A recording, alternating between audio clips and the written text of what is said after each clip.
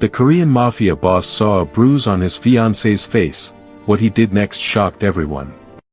The Mafia boss had razed entire city blocks to ash for far lesser insults than the mark he now saw on her skin. For 3 years, Seo Rina had been the only sanctuary in Hwan Jae-min's violent world, the one person allowed to touch him without a blade in hand. She was the light he kept locked away in a fortress of marble and glass. But today, the peace he had spent a decade building with blood was violated. When Rina, the woman who usually met his gaze with a smile, flinches as he reaches to tuck a lock of hair behind her ear, something primal and catastrophic awakens within the king of the Seoul underworld. Rina believed her composure was impenetrable, her secret buried beneath a curtain of long black hair and a practiced tilt of her head. She was a woman defined by her grace and her silent vow to be Jae-min's peace, never his burden. To her, Jae-min was the man of sharp suits and icy black eyes who only ever softened for her. To the world, he was a monster they didn't dare name. She thought she could shield him from the encroaching shadows of the rival clans, absorbing their threats in silence to keep his conscience clear. However, that deadly calm, that usually terrified his enemies now turned toward her as Jae-min's hand freezes mid-air. In that heartbeat, the air in the penthouse becomes heavy, suffocating. Jae-min doesn't just see his fiancée, he sees the faint, yellowing bruise blooming across her delicate jawline, a mark that shouldn't exist in his world. Despite her soft insistence that she was merely clumsy, Jae-min realizes that for the first time since taking the throne, his power means nothing. He isn't in control of his empire anymore, he is a man watching his only reason for humanity bleed, and the world is about to pay the price. The silence in the penthouse was usually a sanctuary, a thick, expensive quiet that filtered out the roar of Seoul's neon streets. But tonight, the air felt like glass, ready to shatter at the slightest vibration. Jae-min stood motionless, his hand hovering near Rina's face, his shadow stretching long across the polished marble floor. He was a man who lived by the blade and the ledger, yet in this moment, his heart beat with a frantic, rhythmic violence he couldn't name. "The stairs, Jae-min," Rina whispered, her voice barely a thread. She forced a small, brittle smile that didn't reach her expressive eyes. "I was carrying the groceries and lost my footing. It's just my own clumsiness. Please, don't look at me like that." She tried to turn away, a practiced movement designed to hide the jawline where the bruising was darkest. For years, she had been his peace, the one person who could look into his icy black eyes and find the man beneath the monster. But as she retreated, Jae-min stepped into her space, his presence cold and absolute. "You are many things, Rina," he said, his voice dropping to that deadly, melodic calm that made underbosses tremble. "But you have never been clumsy. You walk through this house like you are afraid of waking the floorboards. You don't fall." He gently but firmly caught her chin with his thumb and forefinger, tilting her face toward the light of the chandelier. Up close, the makeup was a poor disguise. The bruise wasn't just a mark, it was a map of aggression, the distinct, jagged edge of a ring, the pressure of a grip that intended to dominate. "Who?" The word was a soft exhale, yet it carried the weight of a death sentence. "It doesn't matter," she pleaded, her hands coming up to cover his, her fingers trembling against his skin. "If you do something, if you go to them, it only makes it worse. I can handle a few insults, Jae-min. I can handle a bruise. What I can't handle is losing you to that darkness again. Please, let it go." Jae-min looked at her, really looked at her, and saw the resilience he admired being used as a shield for his enemies. Her self-sacrifice was a blade, and it was cutting them both. He felt a roar in his chest, a tectonic shift of his entire world. Someone had dared to touch his heart while his back was turned. "You think you are protecting me by staying silent," he whispered, his eyes darkening until they were voids. "But there is no peace in a house where you have to hide your face from the man who loves you." He let go of her chin, but he didn't move away. The silence returned, but it was no longer a sanctuary. It was the quiet before a storm that would leave nothing standing. The door to the study slid open with a sharp, clinical click, cutting through the heavy tension Jae-min had left behind in the living room. Kang Hyun-soo stood in the threshold, his muscular frame silhouetted against the dim hallway light. He was a man of bronze and iron, a pragmatic soldier who had bled alongside Jae-min since they were boys in the gutters of Busan. But tonight, as he looked at his leader, his piercing eyes held a flicker of something Jae-min hadn't seen in decades: hesitation. "She told you," Hyun-soo stated, his voice a gravelly baritone. It wasn't a question. He didn't need to ask why Jae-min's knuckles were white as he gripped the edge of his mahogany desk. "She told me nothing," Jae-min replied, his voice dangerously low. "She spoke of stairs and groceries. She lied to protect the man who did this, or perhaps, she lied to protect me from what I would do to him. Why didn't you tell me, Hyun-soo?" The underboss stepped into the room, the scent of rain and gunpowder clinging to his coat. He didn't flinch as Jae-min rounded the desk, closing the distance between them with predatory grace. "Lee Dae-hyun has been poking at the perimeter for weeks," Hyun-soo said, holding his ground. "He didn't go after the shipments or the docks. He went for the one thing he knew you wouldn't report to the council. He intercepted her 2 days ago near the market. It was a warning, Jae-min. A message that your heart is outside your chest. And you let it happen. You watched him mark my fiancée and chose silence." Jae-min's hand shot out, grabbing the lapel of Hyun-soo's coat. The betrayal tasted like ash. They were brothers in everything but blood, yet the man standing before him had treated Rina's safety like an acceptable casualty of war. "I chose the organization." Hyun-soo barked back, his own temper finally surfacing. "If you go to war for a Bruise, the others will see it as instability. They'll see a boss who is ruled by a woman's tears instead of the clan's interests. I was trying to handle it quietly. I was trying to keep you on the throne." Jae-min shoved him back, the space between them now a chasm of broken trust. "The throne is a tomb if she isn't safe within it. You didn't protect the organization, Hyun-soo. You betrayed the boy who shared his last meal with you 20 years ago." The silence that followed was colder than the winter wind outside. Hyun-soo straightened his suit, his expression hardening into a mask of professional distance. "Lee Dae-hyun is waiting for you to move. If you strike now, you're walking into a trap he spent months building. Then let him watch it burn," Jae-min whispered, his eyes turning to black ice. "Get the cars. We're going to find out exactly what Lee Dae-hyun thinks my humanity is worth." The car engines were left idling in the driveway, a low, mechanical growl that mirrored the storm brewing in Jae-min's chest. He did not leave immediately. Instead, he found himself in the kitchen, the one room in the vast penthouse that usually felt warm. Now, it felt like a crime scene. Kim Bo-young was there, her petite frame hunched over the marble island as she polished silver with a mechanical, obsessive rhythm. She had served the Hwan family since Jae-min was a boy, a maternal anchor in a life built on shifting sands. She did not look up when he entered, she didn't have to.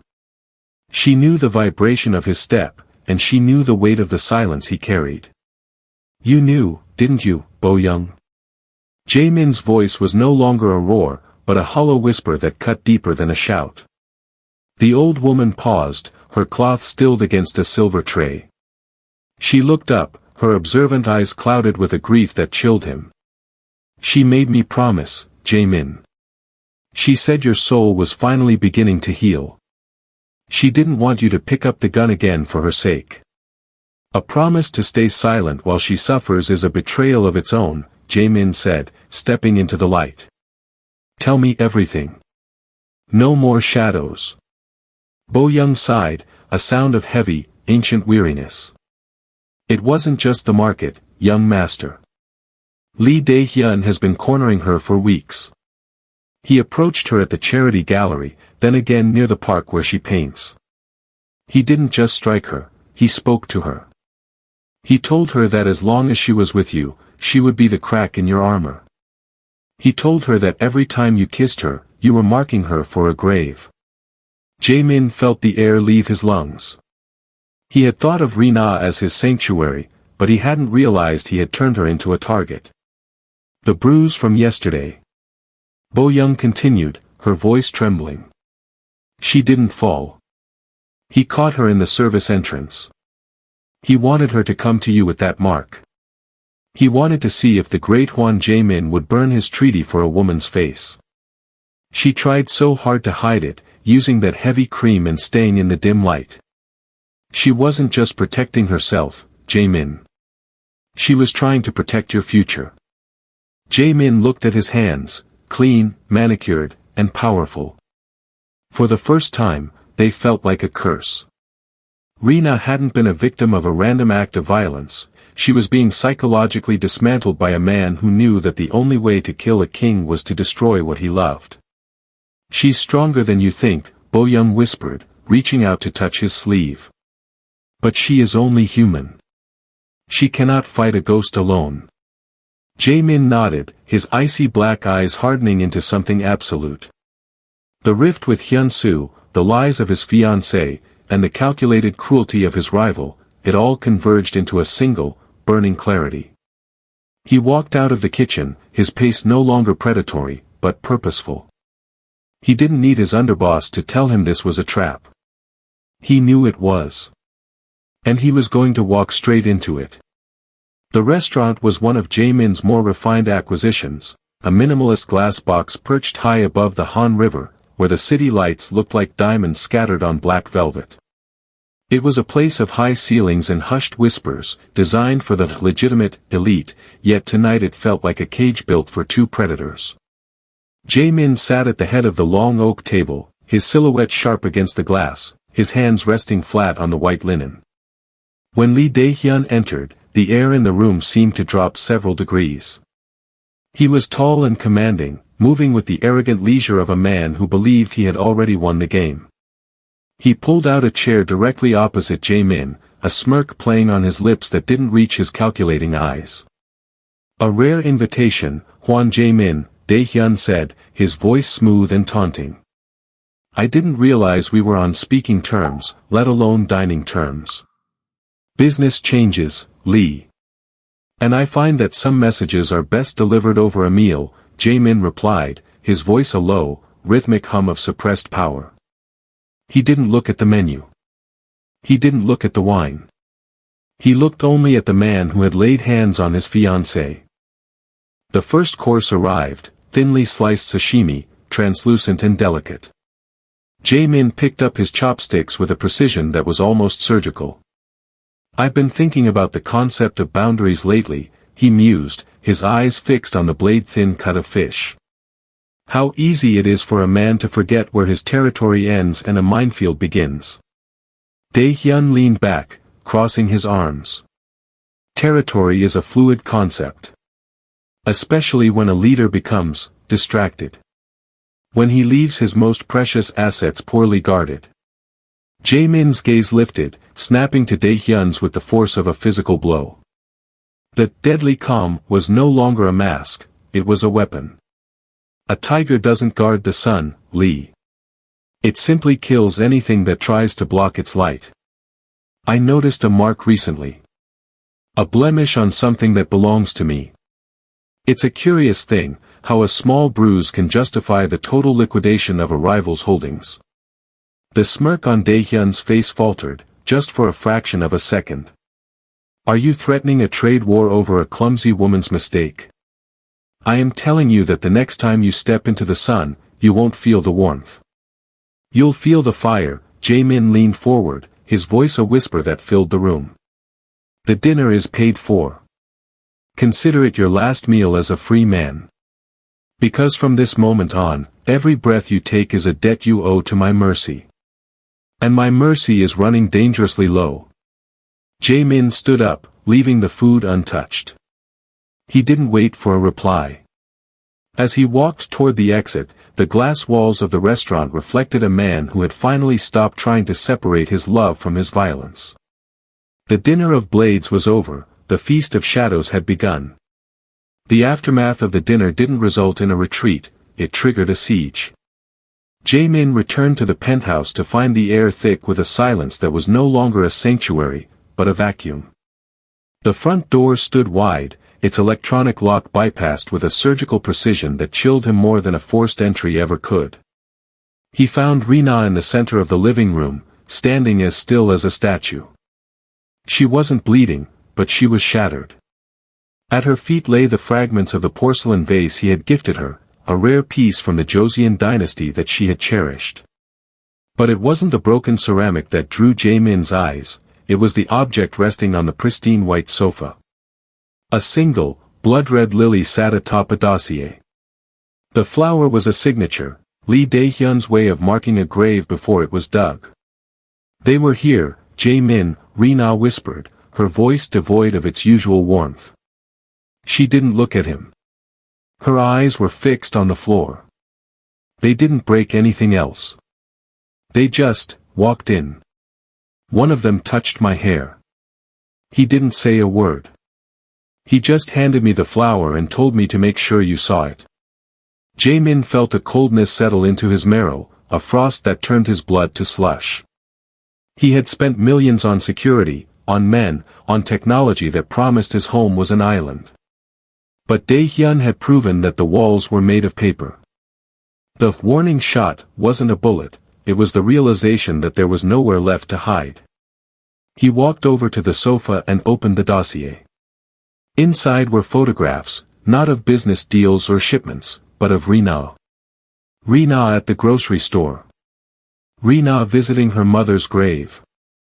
Rina sleeping through the glass of their own bedroom window. The message was clear, I can touch her whenever I want. He was right, Rina said, her voice finally breaking as she looked up at him. The bruise on her jaw seemed to throb in the harsh light. I am the crack in your armor.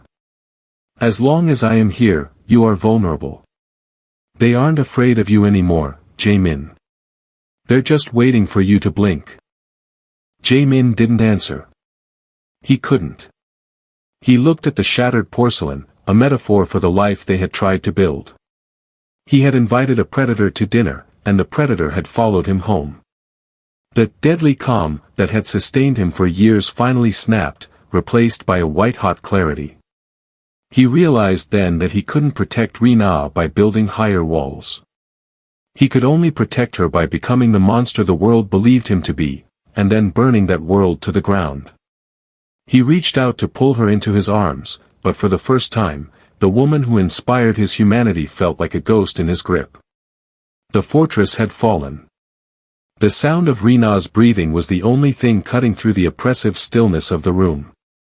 Jae-min stood by the window, his back to her, watching the city lights of Seoul like a commander surveying a battlefield. The dossier of surveillance photos remained on the table, a silent testament to his failure. His phone was already in his hand, his thumb hovering over the contact for Hyun-soo.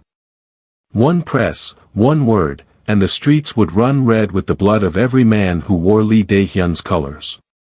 Don't, Rina whispered. The word was small, but it hit Jae-min with more force than a physical blow. He didn't turn around. They were in our home, Rina. They touched you. They watched you sleep. His voice was a low, vibrating growl, the sound of a man who had already stepped off the precipice and was simply waiting to hit the ground. There is only one language a man like Lee Dae-hyun understands, and I am the only one who can speak it fluently. He heard the soft scuff of her steps on the hardwood. She didn't stop until she was standing directly behind him, her forehead resting against the expensive wool of his blazer. If you speak that language, you lose, she said, her voice trembling but resolute. He didn't come here to kill me, Jae-min. He came here to kill the version of you that loves me. He wants to turn you back into the tomb builder the world thinks you are. I am a tomb builder, Jae-min snapped, finally turning to face her. His icy black eyes were wild, stripped of their usual calculated coldness. That is how I kept us safe. That is how I built this empire. I thought I could be something else for you, but I was wrong. My mercy is what put that mark on your face. Rina reached up, her fingers grazing his jaw, forcing him to look at the woman he was trying to save through violence. "You think you're protecting me by going back to the blood," she said, tears finally spilling over. "But if you do this, if you burn everything down, there will be nothing left of the man I'm supposed to marry. You'll be a king sitting on a mountain of ash, and I'll be just another ghost in your house." She grabbed his hand, the one holding the phone, and squeezed it with a strength that surprised him. "He wants the monster, Jae-min. Please. Don't give him what he wants.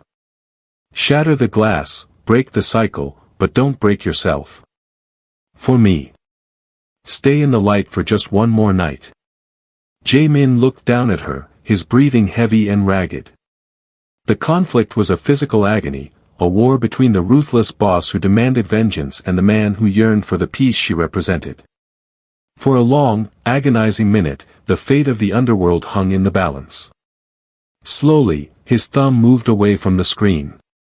He didn't drop the phone, but the fire in his eyes dimmed into a heavy, dark exhaustion.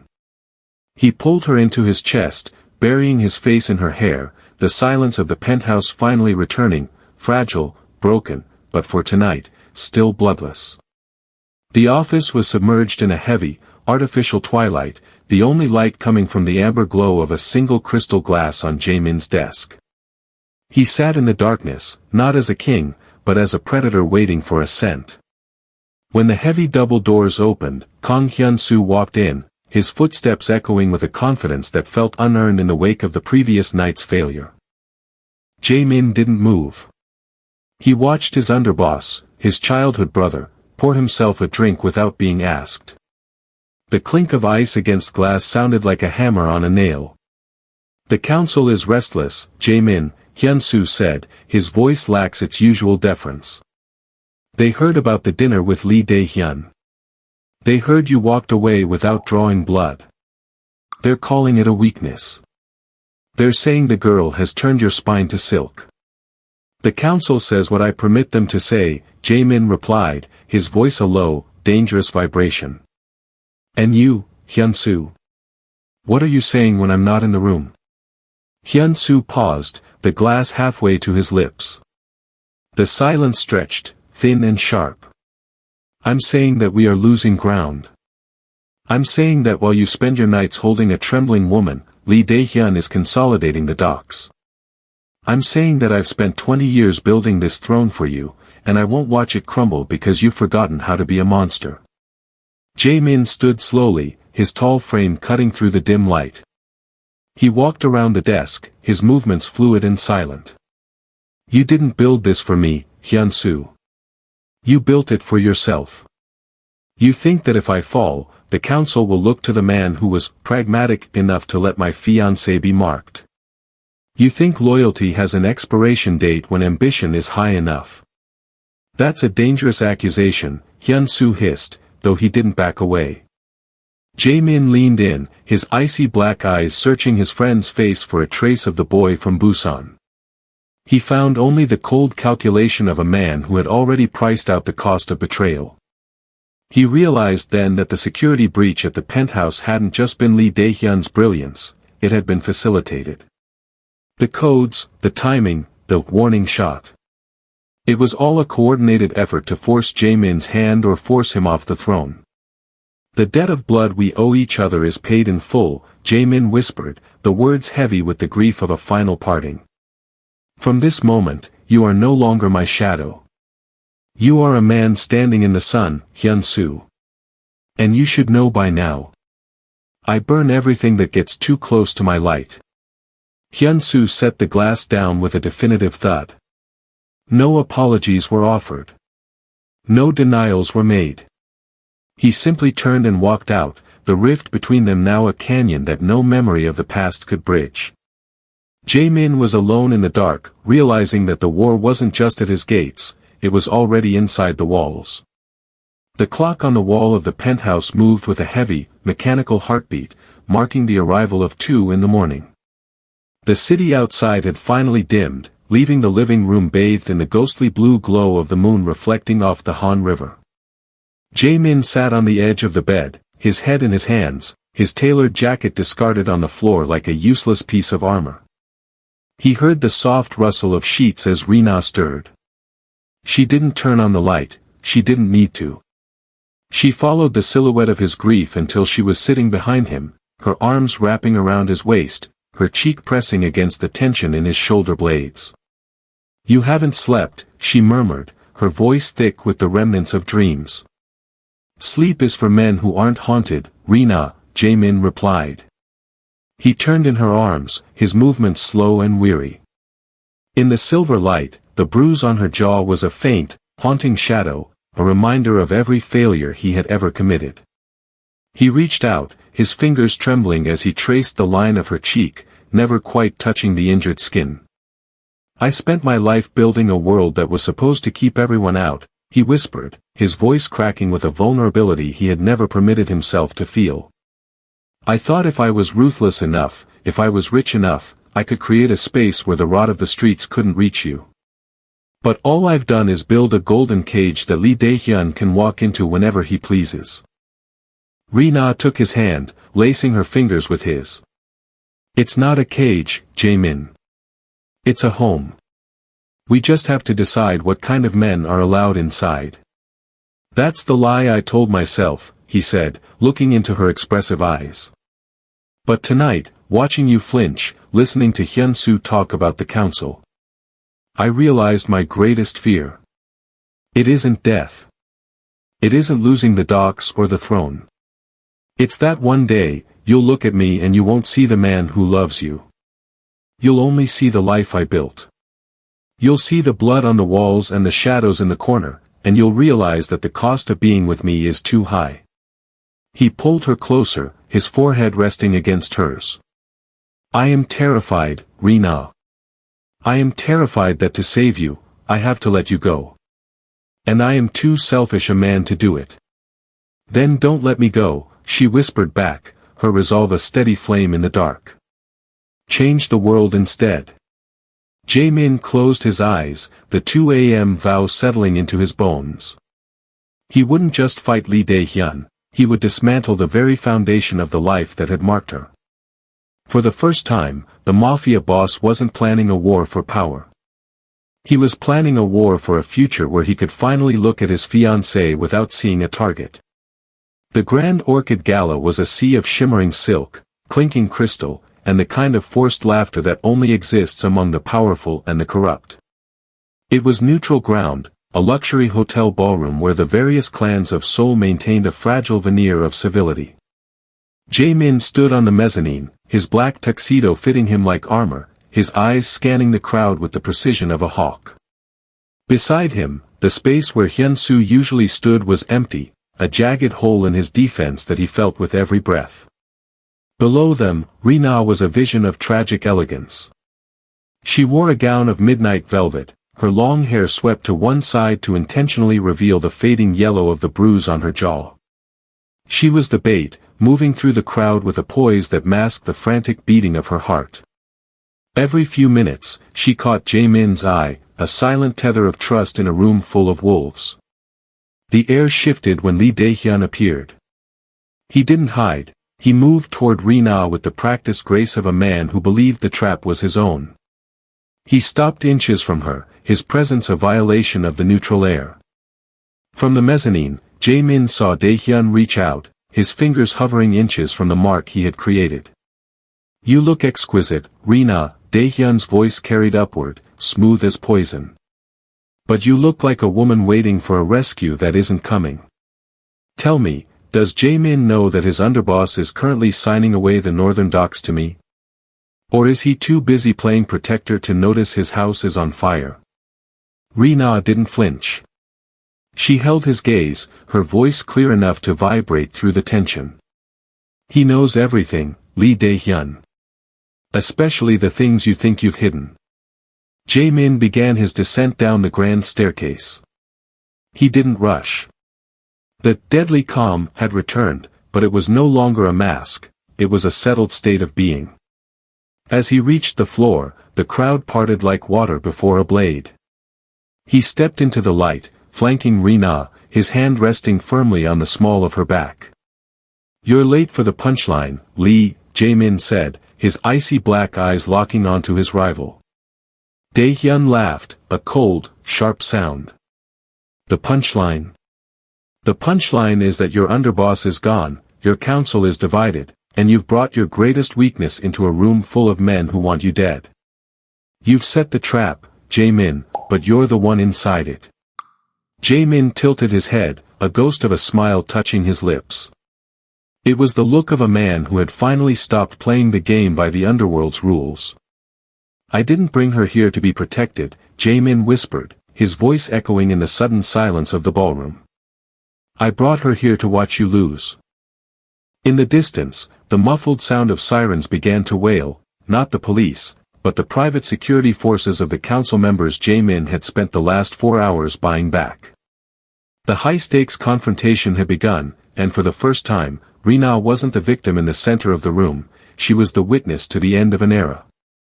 The ballroom was a sea of frozen motion as the sirens wailed closer, the red and blue lights beginning to strobe against the high-arched windows. Security details shifted, hands moving toward waistbands, but Hwan Jae-min didn't look at them. He stood in the center of the vortex, his focus narrowed entirely on Lee Dae-hyun. Dae-hyun's smirk had curdled into a mask of frantic calculation. He reached into his tuxedo jacket, but before he could draw, a dozen laser sights from the mezzanine bloomed across his chest like crimson flowers. Jae-min's loyalists hadn't vanished, they had simply been waiting for the signal. It's over, Lee, Jae-min said. His voice was devoid of the heat of anger, replaced by a cold, clinical finality. Every doc you think you bought, every council member you think you bribed, they didn't take your money because they wanted you to lead. They took it because I told them to. It's expensive to play the villain, but it's far more expensive to play the fool. Dae-hyun looked around, realizing that neutral, Gala had become his personal cage. He lunged forward, not toward Jae-min, but toward Rina, driven by a cornered animal's instinct to take something down with him. Jae-min moved with a speed that defied his tailored silhouette, stepping between them and catching Dae-hyun's wrist in a grip that sounded like snapping dry wood. The ballroom held its breath. This was the moment the underworld expected, the public execution of a rival, the blood on the velvet, the reclaiming of a throne through a brutal displays of power. Jae-min's hand moved toward the silenced pistol tucked into his own waistband. His eyes were dark, the icy black voids of a man who had spent 15 years building tombs. Then, he felt it, a soft, steady pressure on his arm.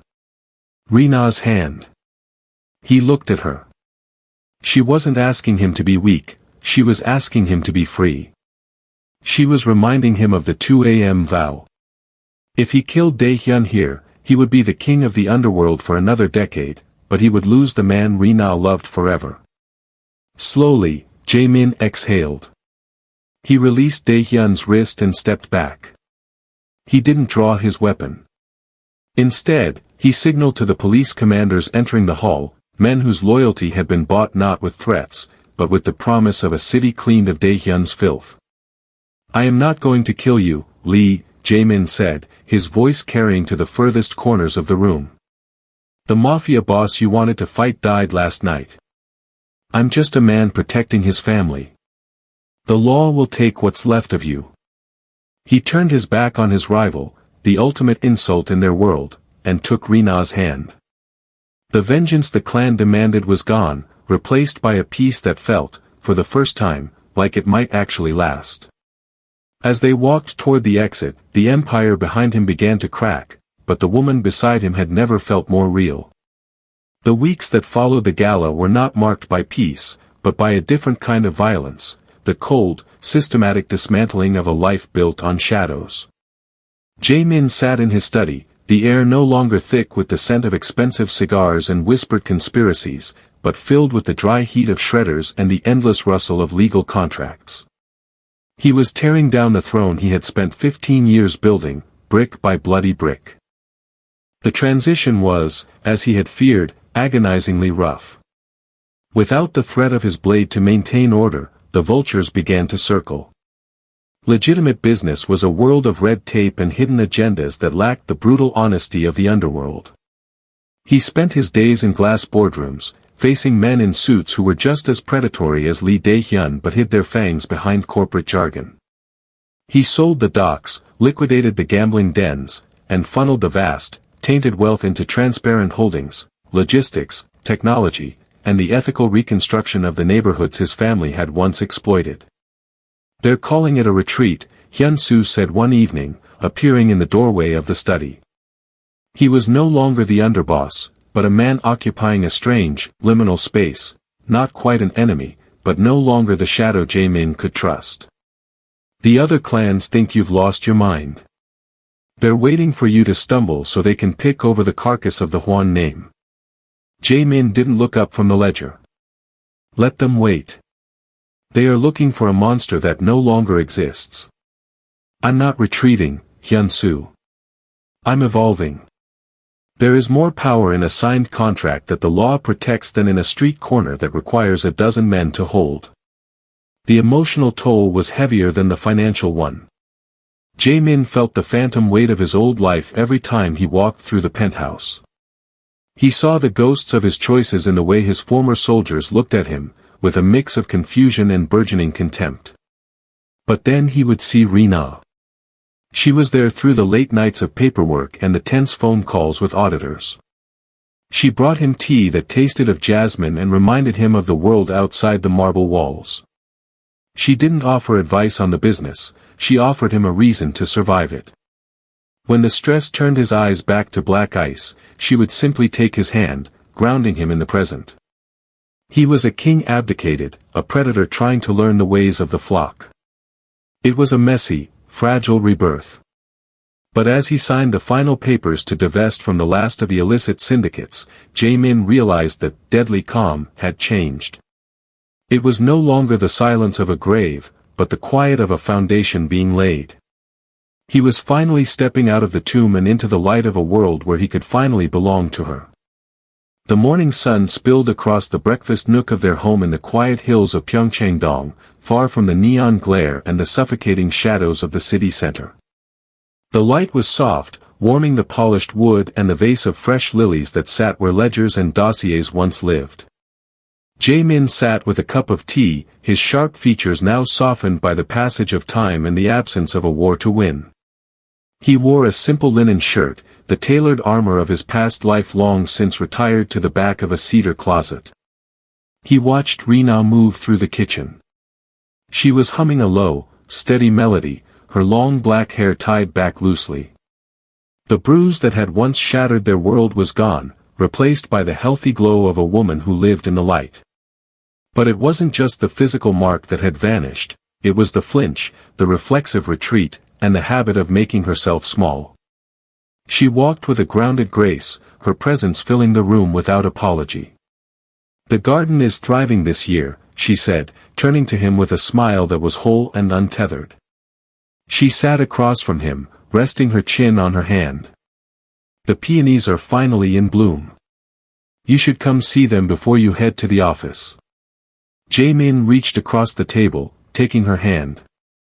His grip was no longer a desperate claim of ownership, but a quiet acknowledgement of partnership. He looked at her expressive eyes and felt a profound sense of arrival. He had spent his youth building a kingdom of fear, only to realize that true power was the ability to be completely seen by another person and not want to hide. "I see them from here," he whispered. The transition had been a long, jagged road. There had been lean years, threats from old ghosts, and the difficult work of proving that a man could indeed change his nature. But they had done it together. The Hwan name was now associated with philanthropy and innovation rather than blood and backroom deals. Kim Bo-young still visited, no longer as a silent witness to their pain but as a beloved elder who fussed over their growing family. Even the rift with Hyun-soo had settled into a distant, respectful silence, a debt of blood settled by the simple act of walking away. As Jae-min pulled Rina into a soft embrace before starting his day, he realized that the deadly calm had finally evolved into a lasting peace. He was no longer a mafia boss, and she was no longer a victim. They were simply a man and a woman who had survived the dark to find the dawn. In the quiet of their home, among the flowers and the sunlight, Co Rina was finally safe, and Juan Jae-min was finally home.